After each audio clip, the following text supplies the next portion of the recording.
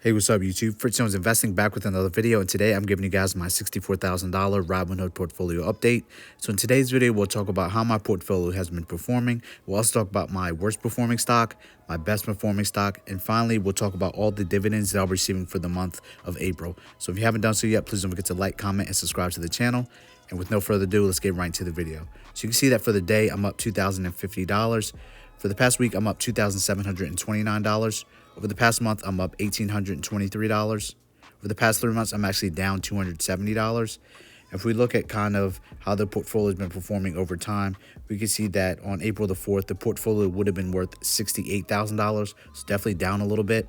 And over the past year, the highest amount that my portfolio would have ever been worth had it not gone down would have been $73,000. So I'm off of my all-time highs, but hopefully I'll be able to get back to there at some point. But the good news is that I've increased the portion of all the stocks that I've had.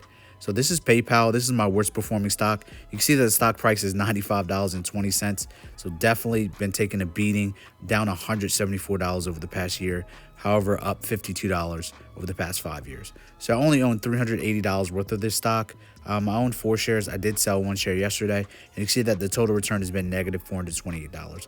I'm not sure why PayPal is getting all this hate. I mean, over their last quarterly earnings report, you can see that they've had increases on everything: their active accounts, their customer engagement, their total payment value, their total revenue has been increasing over time, up 13% year over year. Their earnings per share was $1.11. I'm presuming that there has been a lot of consensus that it should have been better over time, but PayPal overall is just a profitable company. They've increased their free cash flow. I think their guidance wasn't that strong particularly, so Wall Street has been very fearful of that, and it's been taking a nosedive of the stock price. I'm just going to continue to invest in this stock because of their financial details. I mean, everything's been looking great. You can see that the third quarter of 2020, they had $5.4 billion worth of revenue, and as of the last quarter on February the 2nd, the revenue was $6.9 billion. So I'm not understanding where all this hate's coming from. I'm going to continue to invest in PayPal. I personally think they're a great company. I want you to do your own research. So I went on investors.com to take a look at PayPal and give them a fundamental analysis. And basically, investors.com gave PayPal an 85 out of 99 when it came to their ability to grow profits year over year. They gave them a score of an A on their company's sales and profit margins, but they did give them a score of 40 out of 99, which is a really weak score to measure a stock's fundamental analysis. And basically, PayPal has been down because of profit guidance misses. They were supposed to be growing their earnings per share in the range of $4.60 to $4.75 a share, which was 10% below Wall Street's estimates. So even if you're a profitable company, if you don't have very strong guidance in your future, you're going to take a hit. And PayPal has definitely taken a hit, down over $175 over the past year. So this is my best performing stock, Tesla. We can see that the stock's price is $1,061 today, and it's up over $84 today because of very strong guidance and also a very strong quarterly earnings report. So looking at their past history, we see that it's up $135 for the month, $65 for the past 3 months. It's up $356 for the past year, and over $1,000 over the past 5 years. So Tesla has been performing greatly. As far as my portfolio, I own over $20,000 worth of this stock. My daily return has been $1,500, and my total return has been $7,900, or 64%. I own 19 shares, and I'm hopeful to get this to 20 shares in the next couple months. Hopefully 30 shares by the end of the year. I love investing in Tesla. I think they have a bright future ahead, and we're just now starting to see that ramp-up phase where they're going to continue to grow. So the operating cash flow was $2.2 billion. They had an excellent quarterly earnings report, and their operating income was $3.6 billion, and their automotive gross margin was 32.9%. The significance of that is for every car they sell, they're able to keep 32% worth of their gross margin, which is going to help enhance their bottom line. So their automotive revenues were $16.8 billion for the first quarter of 2022, which was an 87% year-over-year increase. Their total revenues were up 81% compared to last year. Their operating expenses were just up a little bit. Their earnings before income taxes, debt, and amortization was also up. And we can see that production was most importantly up to 305,000 units, up 69% year over year.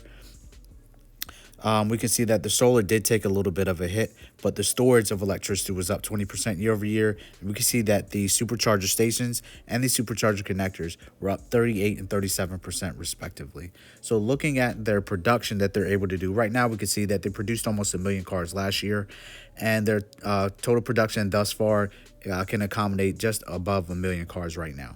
And this will increase. They're not even taking into account Berlin and Texas. So I believe that Tesla has a lot of room for growth, and they've been managing the supply chain shortages very nicely. And I'm interested to see what their Tesla insurance is going to be able to do, because it's going to make drivers drive more safely because they want a low premium rate. So they're going to drive better. So, and I'm also interested to see how well this is going to affect their bottom line in the future. Very excited to see what Tesla has done. Now we're going to take a look at some of the dividends that I received for the month of April. So you can see that I got a very small dividend from Nike. I was paid on April 1st, 9 cents. This company pays 30.5 cents per share, and it pays quarterly. Next up in the portfolio, we have Agnc Investment, which is a real estate investment trust. So for 87.7 shares, I was paid $10.52. This company pays monthly. Next up is Main Street Capital, which is a business development company. And for 5.6 shares, I was paid $1.20 on April the 14th. This company also pays monthly.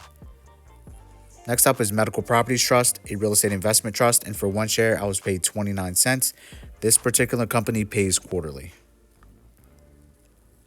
Next up, we have Horizon Technology Finance. And for 4.5 shares, I was paid 45 cents on April the 14th. This company pays monthly. Next up is Taiwan Semiconductor Manufacturing, and for 42.5% of 1 share, I was paid 16 cents with 4 cents withheld for taxes. This company pays quarterly. Realty Income is another real estate investment trust. For 3.8 shares, I was paid 94 cents. This particular company pays monthly and has had over 100 dividend increases since 1994. Next up is Epr Properties, a real estate investment trust, and for 2 shares, I was paid 55 cents. This particular company pays monthly. Store Capital is a real estate investment trust which invests in storage containers, and for 4.2 shares, I was paid $1.62. This company pays quarterly. Stag Industrial is a monthly paying real estate investment trust, and for 32.25 shares, I was paid $3.92. This company recently underwent a dividend increase. LXP is a real estate investment trust based in New York, and for 2.15 shares, I was paid 26 cents. This particular company pays quarterly. Intuit, they operate TurboTax and QuickBooks, and for 30.5% of 1 share, I was paid 21 cents. This particular company pays quarterly. Prospect Capital is a business development company that pays monthly, and for 169.25 shares, I was paid $10.16. Next up is New York Mortgage Trust, another real estate investment trust, and for 10.2 shares, I was paid $1.02. This particular company pays quarterly. American Tower operates cell phone towers throughout the United States, and for 28% of 1 share, I was paid 39 cents. This company pays quarterly. NRZ is a real estate investment trust, and for 8.1 shares, I was paid $2.03. Well, I'll be paid $2.03, I'm sorry. And this company pays quarterly. SPHD is a high dividend, low volatility ETF. It pays every month, and for 5.35 shares, I was paid 76 cents. Comparing my dividends this April versus last April. So for this April, I was paid $34.57. And we compare that to last April of $18.86. That's an increase of $15.71. And if we divide the math and just move the decimals around a little bit, we can see that I had an 83.2% increase this year versus last year. So this is just the power of investing a little bit more in your dividends every month, increasing it over time, and watching those numbers grow. So I would love to hear your thoughts. What do you think about the dividends that I receive and some of the companies that I'm investing in? Would you invest in those same kind of companies, or would you put your money elsewhere?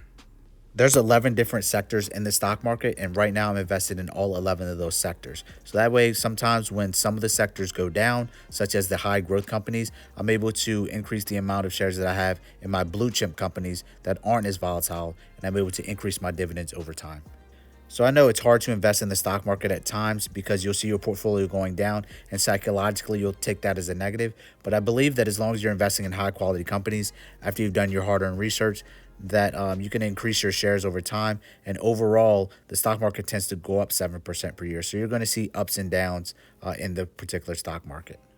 I'm taking advantage when I see the stock market prices go down. I'm increasing the amount of shares that I own in those particular high quality companies. I'm also increasing my dividends and reinvesting those dividends to take advantage of compound interest, which is the eighth wonder of the world, and which is going to help me achieve financial independence. I thank you for taking time out of your busy day to watch one of my videos. Hopefully you learned something about me and my portfolio that maybe you can take and put in your life to help you earn a little bit more money in your future. This has been Fritz Jones Investing, back with another update, reminding you to keep getting that passive income so that way one day you can retire early and do the things that you want to do instead of being a corporate slave. All right, take it easy.